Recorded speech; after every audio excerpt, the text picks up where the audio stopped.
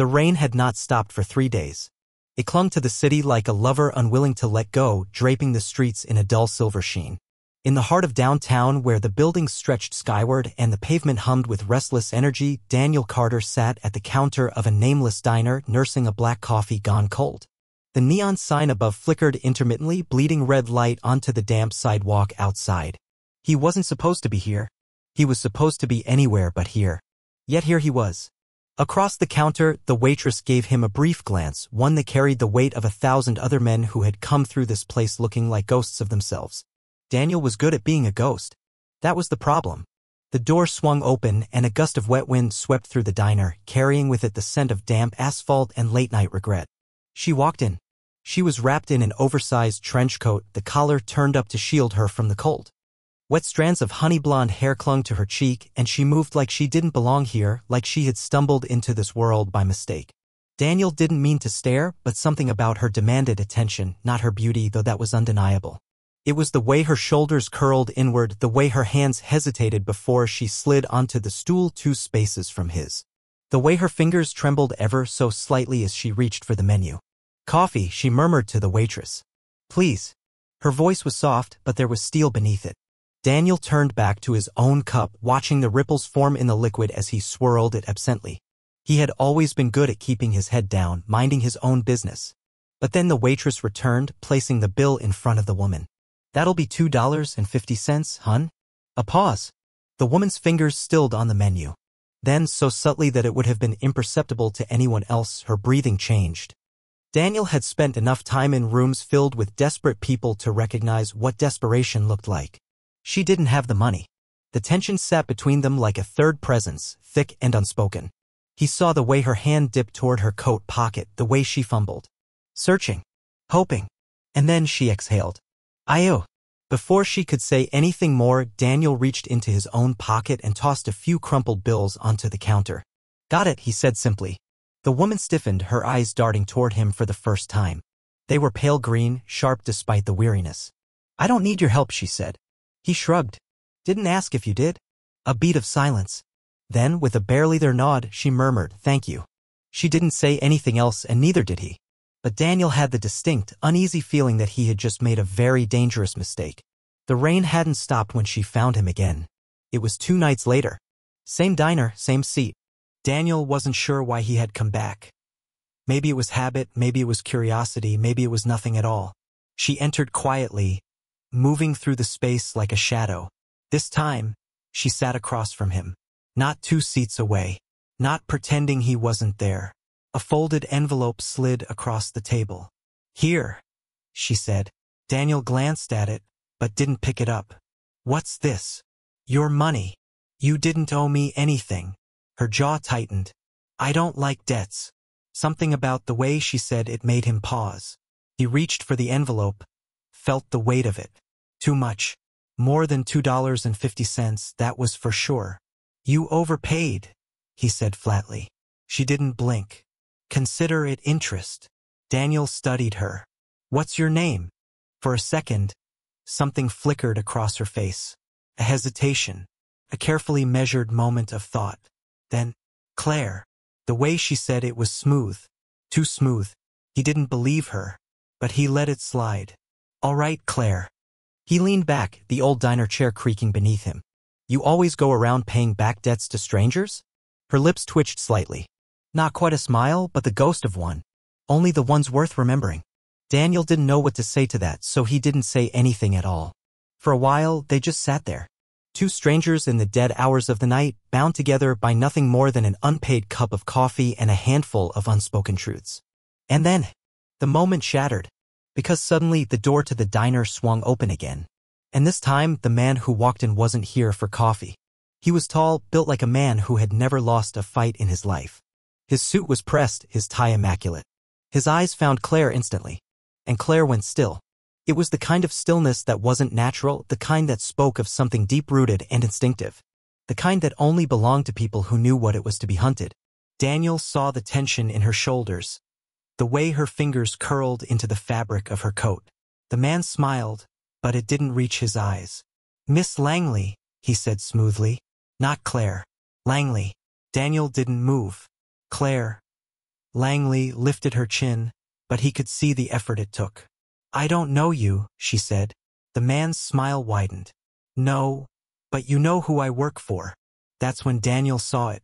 The way her pulse jumped in her throat, the way she inhaled just a little too sharply. Fear. Not the kind you fake. The kind that means something.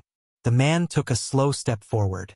You've been very difficult to find, he murmured. Daniel's fingers tightened around his coffee mug.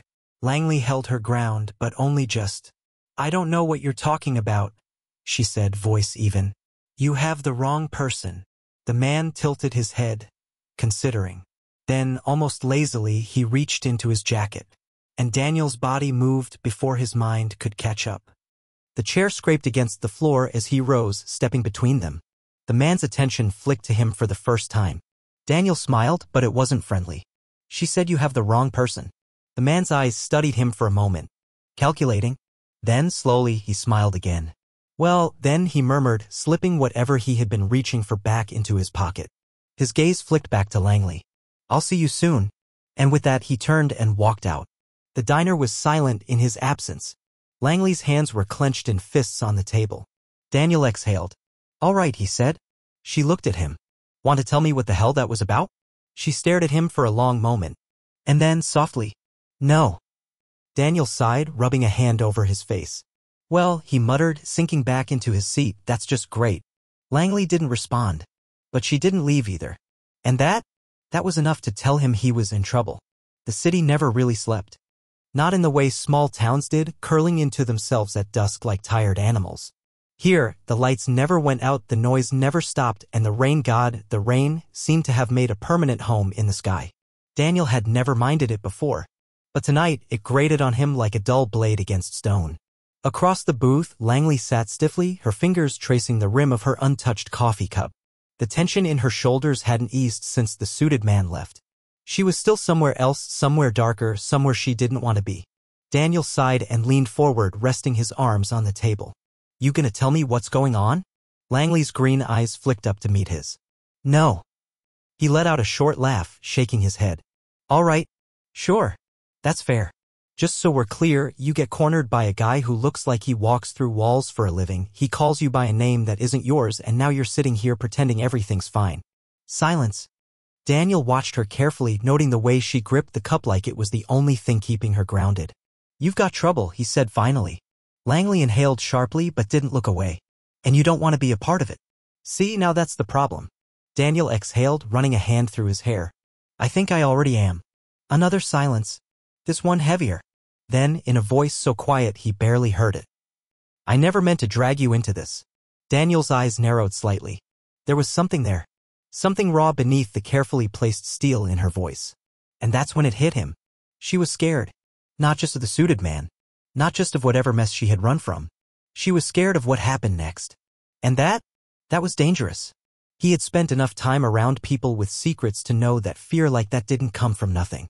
Daniel drummed his fingers against the table. How bad is it? Langley hesitated.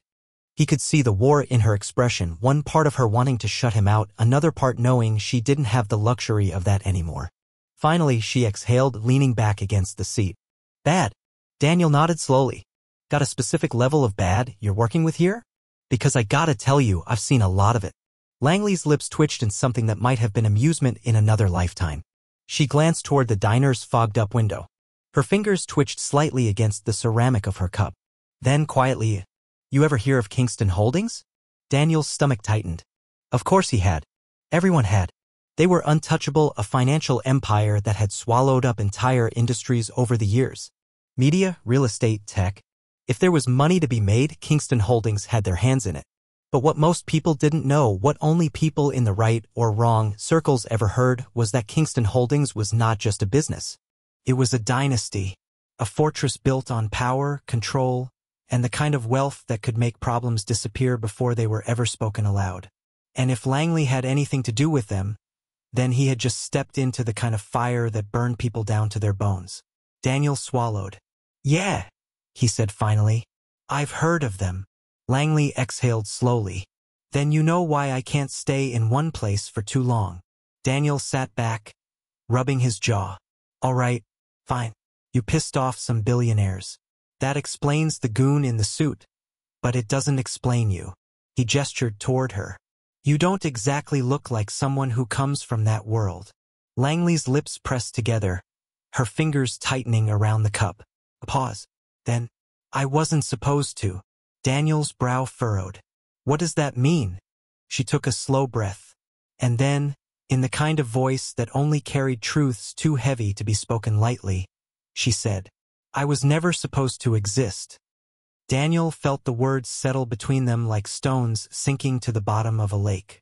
And for the first time since he had met her, he felt the shift. This wasn't just trouble. This was a problem no one was supposed to know about. Langley, whoever she really was, wasn't just running. She was a secret, a dangerous one.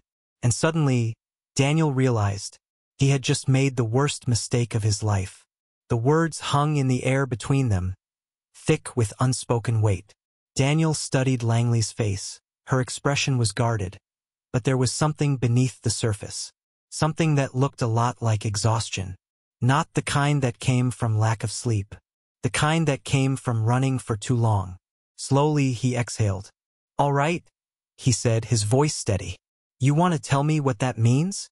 Langley hesitated, fingers tightening around the coffee cup like it was an anchor. Then finally she spoke. My mother was Eleanor Kingston. Daniel froze. The Eleanor Kingston. The woman who had been at the head of Kingston Holdings for over 2 decades.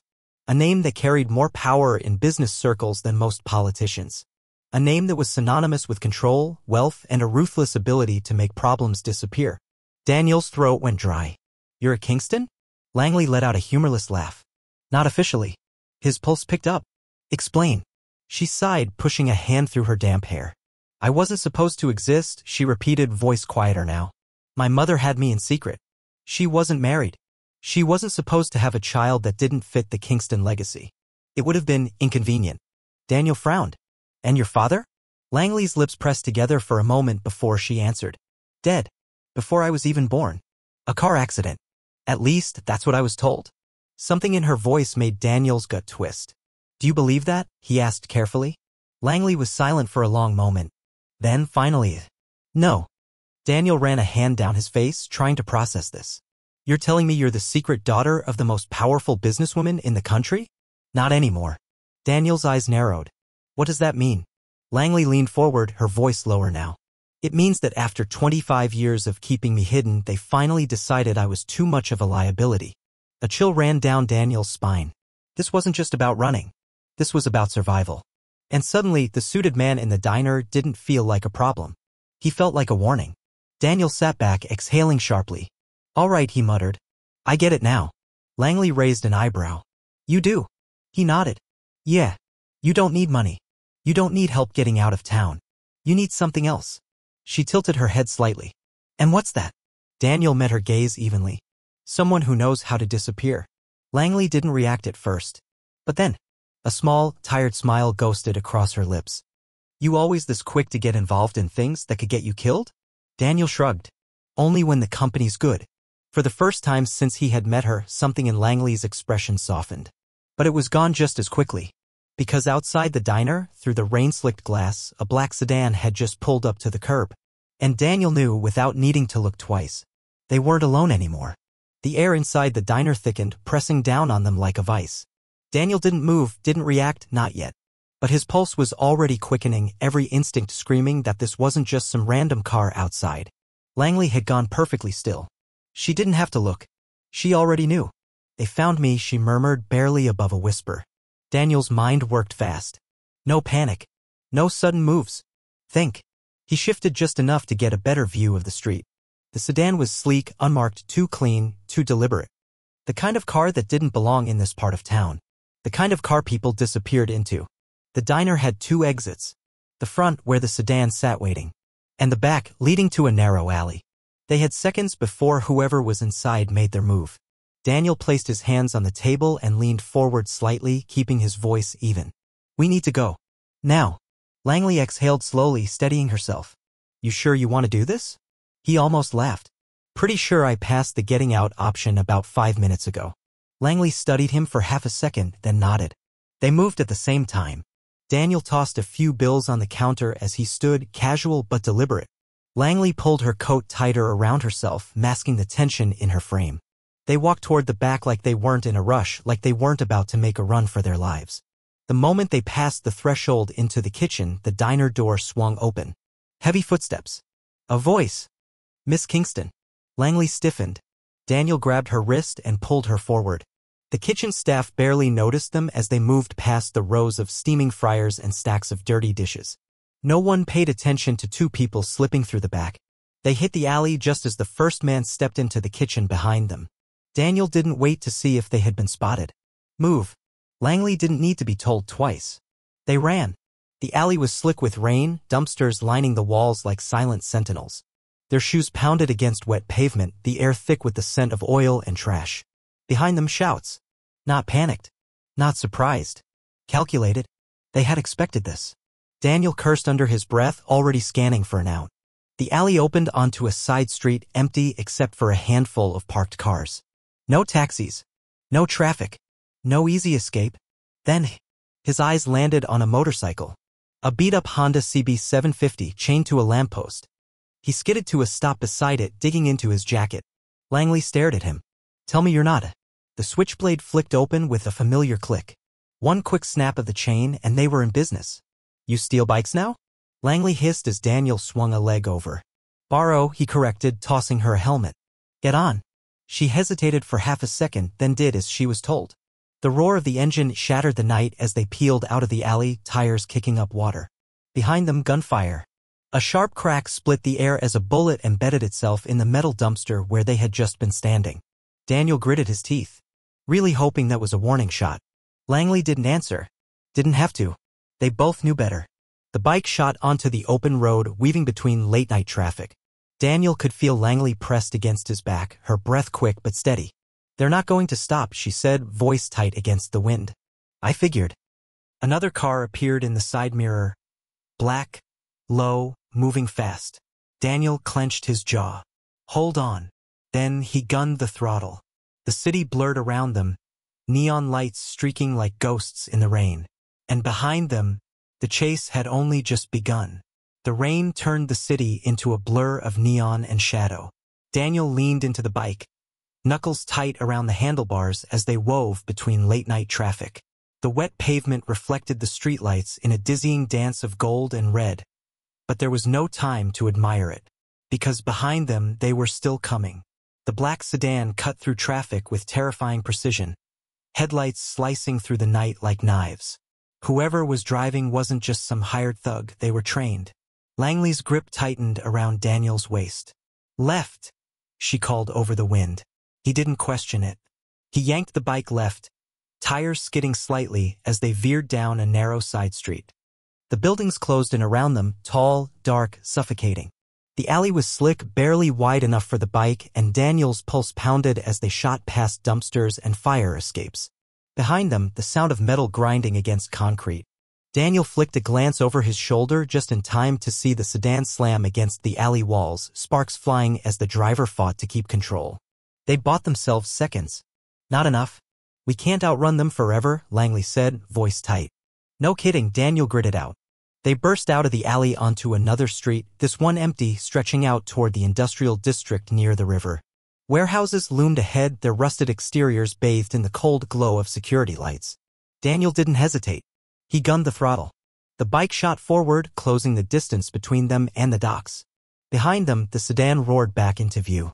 "They don't stop, do they?" Daniel muttered. Langley exhaled sharply. "They're professionals." "Yeah? So am I." She didn't respond to that, just held on tighter as the warehouse district swallowed them whole.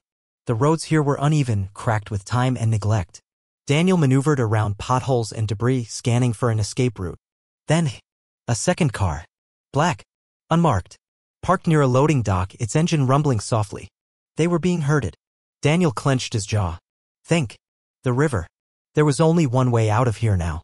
He spotted an old service ramp leading toward the docks, rusted barriers barely holding together along the edge. Beyond that, water. And no time. Langley must have realized it at the same time he did. "You're not actually thinking." "Hold on," he said. Then he hit the throttle. The bike surged forward, tearing past shipping containers and rusted equipment.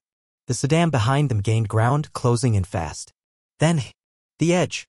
Daniel didn't slow down. Didn't hesitate. Because hesitation got you killed. The bike launched off the ramp, soaring into the night. For a split second, there was nothing but air. Langley's sharp inhale. The distant echo of sirens. The city stretching out behind them, indifferent and uncaring. Then, impact. The bike hit the river with a jarring splash, water swallowing them whole. Cold. Everything was cold. The river dragged at Daniel's clothes, pulling him under. For a moment, he couldn't tell which way was up. The weight of the bike sank fast, disappearing into darkness. Then hands. Langley grabbed his jacket, pulling him toward the surface. They broke through with a gasp, water streaming from their faces as they kicked toward the dock. The sedans were still at the edge, headlights piercing the dark. But no gunfire. Not yet. Daniel's lungs burned as he dragged himself onto the dock, reaching back to haul Langley up after him. She collapsed beside him, coughing out river water. They were drenched, freezing, exhausted. But alive. Daniel rolled onto his back, staring up at the black sky. Langley was the first to move. She pushed herself up onto her elbows, breathing hard. They won't leave, she said, voice rough. They'll wait. Watch. Daniel exhaled. Yeah. She turned to him. We need to disappear. His lips quirked slightly. That your way of saying you need my help? Langley held his gaze for a long moment. Then, yes. Daniel sat up, dripping wet, already calculating their next move. All right, he said. Then let's make you disappear. The night pressed in around them, thick with the scent of damp concrete and salt water.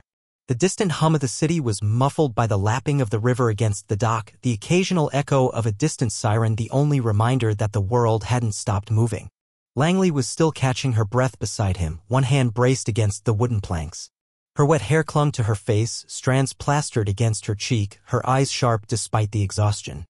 Daniel exhaled, shaking water from his hands. First things first, we need to get off this dock before those guys decide to start checking the shoreline. Langley nodded, already scanning their surroundings. The dock stretched out toward a collection of abandoned warehouses, their windows dark, their rusted walls streaked with graffiti. Beyond that, an old service road led toward the city, barely illuminated by flickering streetlights. She gestured toward the far end of the dock. There's an access ladder down there. We take it, stay low, and keep moving. Daniel pushed himself to his feet, his clothes heavy with river water. Lead the way. They moved quickly, their steps silent against the wooden planks. Daniel kept glancing toward the edge of the dock where the sedans still sat. Waiting. They reached the ladder without incident. Langley went first, disappearing down into the darkness. Daniel followed, his fingers gripping the rusted rungs tightly. The moment they hit the ground, they ran. The old service road stretched before them, cracked pavement littered with broken glass and weeds pushing through the asphalt. It was the kind of place no one came to unless they had a reason or nowhere else to go. Langley moved like she'd been here before, her strides quick, purposeful. Daniel kept pace beside her, his mind working through the next steps. They needed dry clothes, a place to regroup, and a plan. The service road led them into the industrial outskirts of the city, a wasteland of forgotten buildings and half-shuttered businesses. The glow of the city skyline flickered in the distance, but here, in the shadows, it felt like another world. Daniel spotted a row of storage units up ahead. Their doors were dented, some rusted shut, but they were covered. He grabbed Langley's arm, pulling her toward them. We take a second here.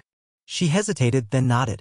They ducked behind one of the units, pressing their backs against the cold metal. Daniel ran a hand through his dripping hair. You all right? Langley let out a breath, tilting her head back against the steel. I've been worse. Daniel smirked. Yeah, I'm starting to get that impression. She turned to him then, something unreadable in her expression. You didn't have to do this. You could have walked away. Daniel exhaled. Too late for that now, isn't it? A silence stretched between them. Not uncomfortable, just heavy with everything unsaid. Then, Langley shifted, her hands still trembling slightly from the cold. We can't stay here. No, Daniel agreed. We need to find a place to lie low. Somewhere they won't expect. Langley hesitated. Then, I might know somewhere. Daniel arched an eyebrow. That a might or a definitely? She exhaled sharply. It's a risk. But if we pull it off, we'll have a head start before they track us down again. Daniel studied her for a moment. Then, with a nod. Lead the way. Langley pushed off the wall, stepping into the dim light of the street. Daniel followed. And behind them, back near the river, the headlights of a third car flickered to life. They weren't alone. Not yet. Not ever. The weight of being hunted settled over them like a second skin.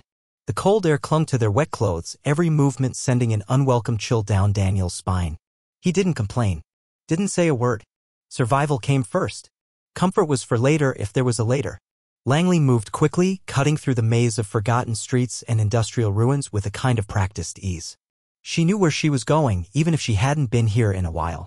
Daniel stayed close, his instincts running on overdrive. Their pursuers weren't far. He could feel it in his gut. He glanced back once, just for a second.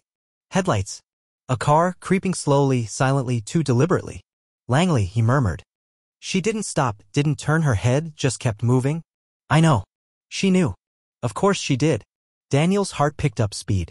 They were still a few blocks from wherever she was leading them, and the sedan behind them was playing it smart, no sudden moves, just pressure. Langley veered right, leading them toward a chain-link fence that looked old enough to collapse if someone sneezed on it. She grabbed it, climbed, and didn't look back. Daniel followed, boots slipping slightly against the damp metal. By the time they hit the ground on the other side, the car had sped up. No more subtlety. No more waiting. Daniel didn't hesitate, he grabbed Langley's hand and ran. The building ahead was a relic of a different time. A rundown, abandoned structure with shattered windows and rust creeping along the edges. Whatever it had once been, a warehouse, maybe a factory, it had been left to rot. Langley darted inside through a side door, Daniel close behind. Darkness swallowed them whole. For a few seconds, the world was nothing but silence. The sound of their breathing. The distant hum of the city beyond these walls. Then, a car door slammed. Daniel clenched his jaw. They were coming.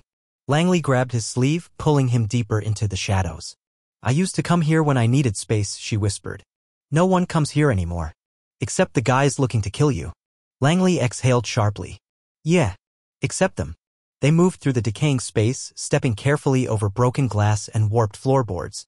The air smelled of dust and rain-soaked wood, the remnants of old machinery looming like ghosts in the dark. Daniel kept his ears sharp, listening for footsteps. Nothing. Not yet. Langley guided them toward the back of the building where a rusted staircase spiraled up toward the rafters. We go up, she whispered. Daniel didn't argue. They ascended quickly, each step groaning under their weight. When they reached the top, Langley led them onto a catwalk that overlooked the warehouse floor. It gave them an advantage, high ground. Daniel crouched low, peering over the edge. A silhouette entered the warehouse. Then another. 2 men. Dressed in black, moving with precision. No wasted steps. Langley barely breathed beside him. Daniel's pulse pounded. These weren't low-level grunts. These were professionals. And they weren't here to talk. The taller of the 2 men scanned the space, his gaze sharp. Then, after a moment, Miss Kingston, he called, his voice smooth, practiced. Langley stiffened. Daniel clenched his fists. You can make this easy, the man continued, taking another slow step forward. Or you can make it worse for yourself. Silence. Langley didn't move. Didn't blink. Daniel's mind was already working through options. They couldn't stay here. The men below had the exits covered. If they wanted out, they'd have to fight for it. The second man, shorter but just as dangerous, sighed. You're only delaying the inevitable. You know that, don't you? Langley's jaw tightened. Daniel leaned in, his voice barely a whisper. How fast can you run? Langley turned her head slightly, her lips curving in something that wasn't quite a smile. Faster than them. Daniel smirked. Then they jumped. Langley moved first, swinging over the railing and dropping onto a lower platform. Daniel followed without hesitation, landing with a controlled roll. The men below reacted instantly, shouting, moving. But they were already running. Langley hit the ground first, sprinting toward the opposite end of the warehouse. Daniel was right behind her. Footsteps pounded behind them, closing in. Then, gunfire. A bullet shattered a rusted pipe beside them, steam hissing into the air. Daniel grabbed Langley's wrist and pulled. They didn't stop. Didn't slow. The warehouse exit loomed ahead, a heavy metal door hanging slightly ajar. They slammed through it, bursting into the open night. More headlights. More cars. Langley swore. Daniel pulled her toward the only place left. The train yard. The rails stretched out before them, slick with rain, the freight cars looming like silent giants in the dark. Langley glanced back, eyes flashing. We make it to the other side, we lose them. Daniel didn't argue. They ran. Behind them, the men followed. But the train yard was a maze. And they knew how to get lost. The hunt was on. The rain fell harder now, soaking into their clothes, turning the train yard into a battlefield of slick metal and shadows. The distant hum of the city barely reached them here. All that mattered was the chase. Daniel's pulse pounded in his ears as they weaved between freight cars, their footsteps muffled by the wet gravel. They had seconds, maybe less, before their pursuers caught up. Langley moved fast, her breath steady despite everything. "This way," she murmured, pulling Daniel toward a row of parked freight cars, their rusted surfaces streaked with grime. He followed without question. She knew how to run. That much was clear. Behind them, footsteps. Fast. Closing in. Daniel gritted his teeth. No time. They reached a car that had been left slightly ajar, its heavy metal doors cracked open just enough for someone to slip through. Langley glanced at Daniel once, a silent question. He nodded. They climbed inside. The interior was dark, the air thick with the scent of old wood and rusted steel. The floor was slick with rain, the faint sound of water dripping from the ceiling. Daniel pressed his back against the wall, breathing hard. Langley crouched beside him, her eyes sharp, listening. Outside, the footsteps slowed. A voice. "They're here." Daniel's fingers curled into fists. "Damn it." He felt Langley shift beside him. She leaned in slightly, her voice barely above a whisper. "They don't know which car yet." Daniel nodded. That bought them time. But not much. The footsteps moved again, closer, slower now. They were checking the cars. One by one. Langley's breathing was steady, controlled. But Daniel saw the tension in her frame, the way her fingers hovered near the edge of the door, like she was already planning her next move. Then, a sharp clang. One of the men hit the side of the freight car with something heavy, the sound echoing through the yard. Daniel barely stopped himself from reacting. Testing. They were waiting for a mistake. Langley exhaled slowly. Then the sound of metal creaking. One of the cars down the row slammed open. Daniel tensed. Then a voice. Frustrated. Nothing. A pause. Then more footsteps. Moving away. Langley waited another second before shifting slightly. Daniel met her gaze. They were running out of options. Then, suddenly, the floor lurched beneath them. Daniel barely caught himself, one hand bracing against the wall. Langley's eyes widened. Then the unmistakable sound of metal grinding against metal. The freight train was moving. Langley's lips parted slightly. "Well," she murmured. "That's one way out." Daniel let out a breathless chuckle. "Yeah.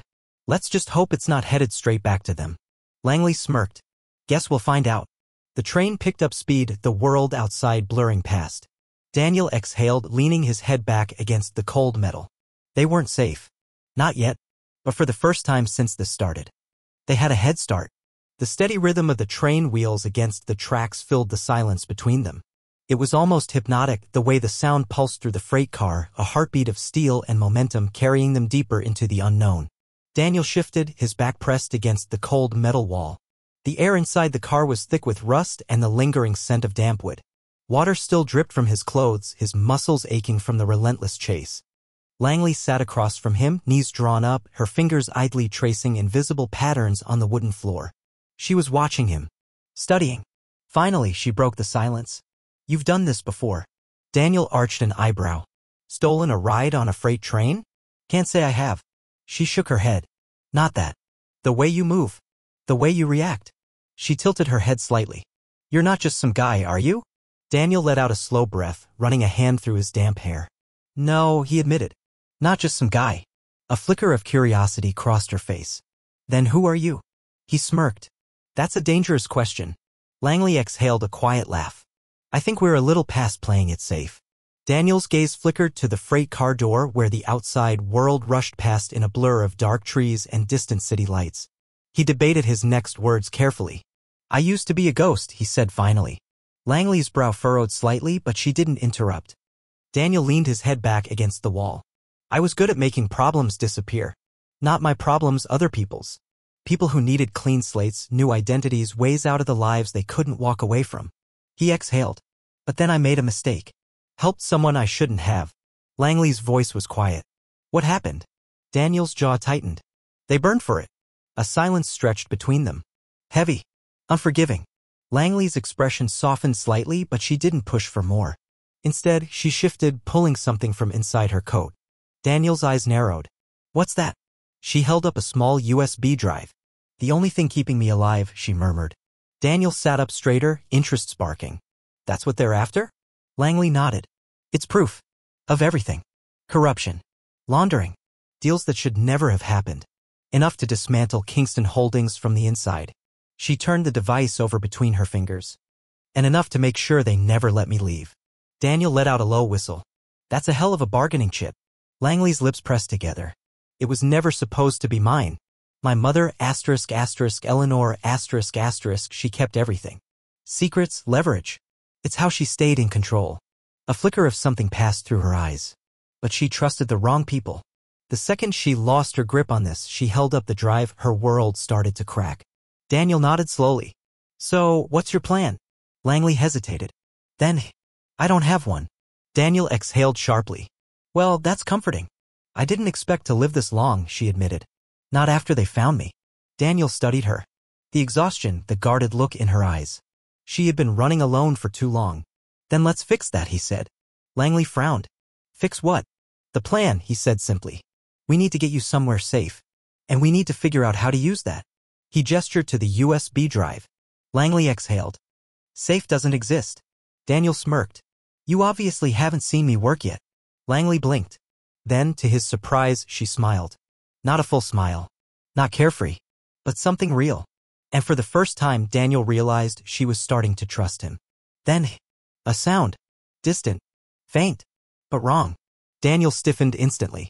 Langley noticed too. A rhythmic thud. Like boots. Like someone walking on the roof of the freight car.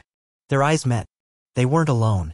The air inside the freight car turned sharp, charged with the kind of tension that preceded violence. Daniel's body moved before his mind fully caught up. He pushed off the wall in one swift motion, gesturing for Langley to stay low.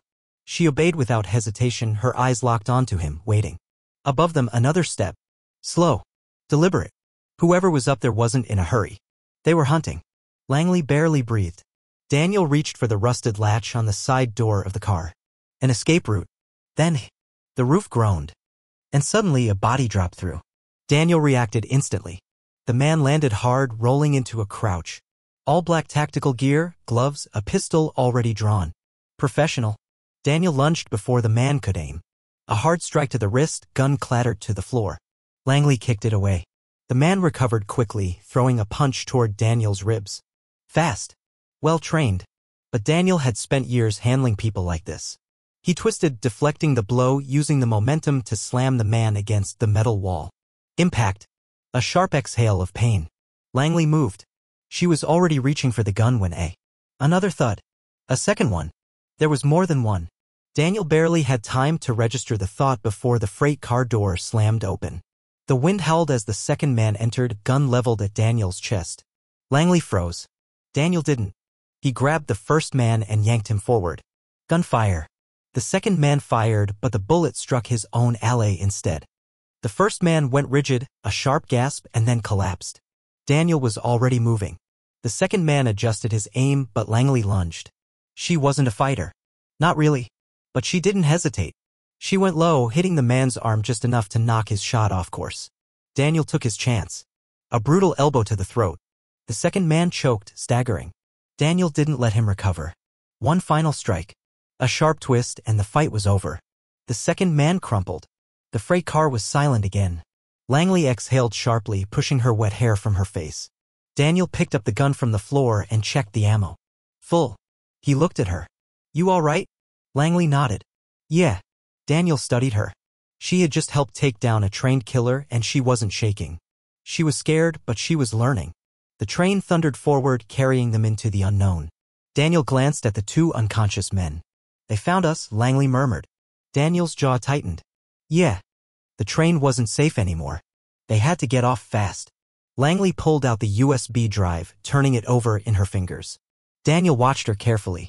The closer they got to the truth, the deadlier this was becoming. And they were running out of places to hide. The train kept moving, but they couldn't stay on it. Langley wiped blood from her lip, barely noticing the sting. She was still running on adrenaline, her mind processing what had just happened, what they had just done. Daniel crouched beside one of the unconscious men, searching his pockets with practiced ease. He pulled out a phone and a keycard. Langley arched an eyebrow. Anything useful? Daniel turned the phone over in his hands. Locked. He pocketed it anyway. Could be useful later. Then he held up the keycard. This though. He gave her a crooked smirk. This could be interesting. Langley's pulse picked up. A corporate access card. You think it belongs to Kingston Holdings? Daniel shrugged. Only one way to find out. She inhaled, already working through the implications. If they had this, they might have a way in. A way to hit Kingston before Kingston hit them. But first, they had to get off this damn train. Daniel moved to the freight car door, testing the handle. We need to jump. Langley's stomach flipped. That's insane. He glanced over his shoulder. So was taking on 2 trained operatives in a moving train car, and we managed that. Langley exhaled. Fine. But we don't even know where we are. Daniel pulled the door open slightly. The wind roared, whipping rain into the car. Outside, trees blurred past, dark silhouettes against the stormy sky. Daniel studied the passing landscape. Then, there. Langley followed his gaze. Up ahead, the train was crossing a bridge. Beneath it, a river, swollen from the rain, stretching out like a black ribbon through the forest. Langley's heart dropped. No way. Daniel shot her a grin. You're already wet. What's a little more water? Langley groaned. I hate you. Jump first, then you can hold a grudge. She didn't get the chance to argue. Because at that exact moment, a third man dropped into the freight car. Daniel saw him first. His muscles reacted before his mind did. Gun. Suppressed. Already aimed. Daniel grabbed Langley's wrist. Jump. He didn't wait for her response. He pulled her with him, and they fell.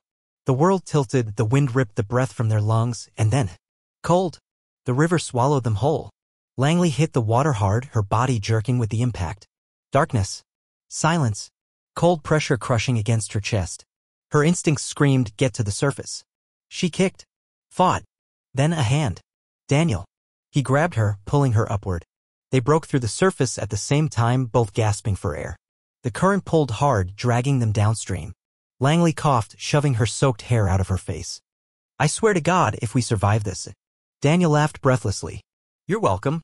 The train was already disappearing into the distance, the distant rumble swallowed by the storm. The men they had fought? Gone. But they wouldn't stay gone. Langley inhaled sharply. We need to get to land. Daniel scanned the riverbank. Dense forest. No roads in sight. They were off the grid now.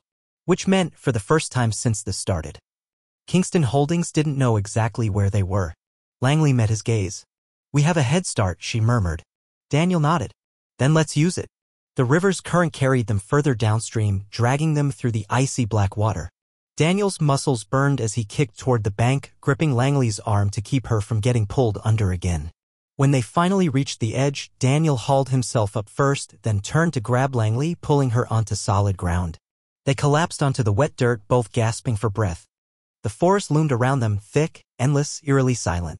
Daniel was the first to speak, his voice rough. We're alive. Langley let out a dry, breathless laugh. For now. They lay there for a few moments, staring up at the sky, the storm still rolling overhead. They had made it off the train. They had escaped for now. But the moment of relief didn't last long. Langley sat up first, brushing soaked hair from her face. Her green eyes were sharp, calculating. Always thinking ahead. They'll regroup, she said. They don't know exactly where we are, but they'll track us. They have resources, drones, satellites. And eventually they'll find us. Daniel wiped a hand down his face, forcing himself upright. Then we make sure we're not here when they do. Langley nodded. There's a town about 10 miles from here. I think we can. A crack of a branch. Daniel stiffened. Not the storm. Not the river. Something else. He grabbed Langley's wrist, pulling her down into the dirt just as a suppressed gunshot ripped through the air. The bullet slammed into a tree where she had just been standing. They had found them. Daniel didn't hesitate. He yanked Langley behind cover, his mind working at lightning speed. One shooter. Maybe two. No time to run. Langley's breath was sharp, controlled, but he could feel her pulse racing. Daniel pressed his back against the tree, glancing around the dense undergrowth. The rain made it harder to hear, harder to see. Another movement. 2 o'clock.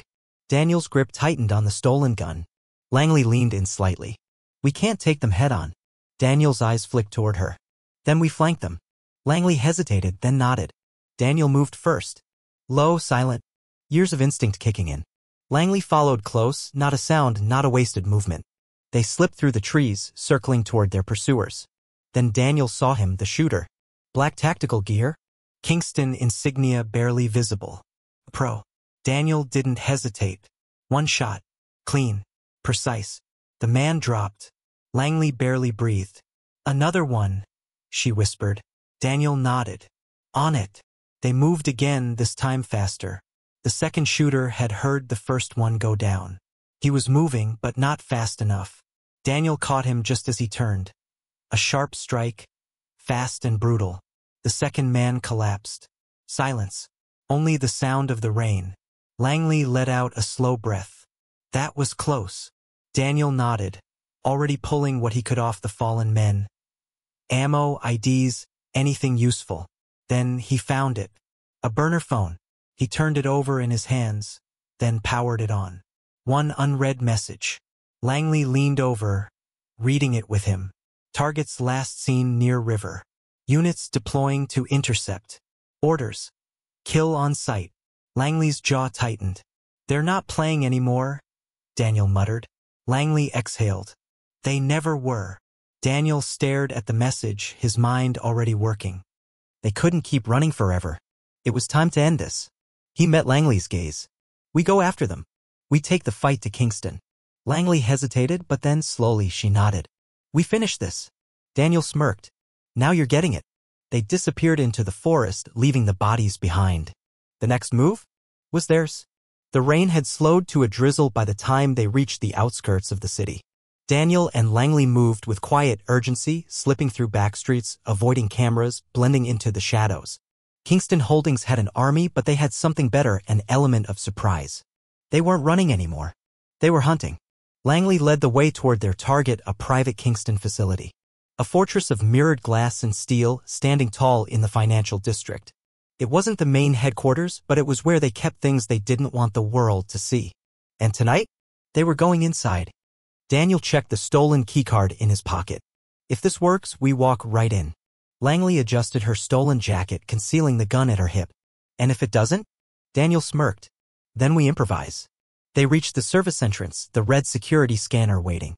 Daniel swiped the card. A pause. Then the lock clicked open. Langley exhaled. Lucky us. Daniel pushed the door open.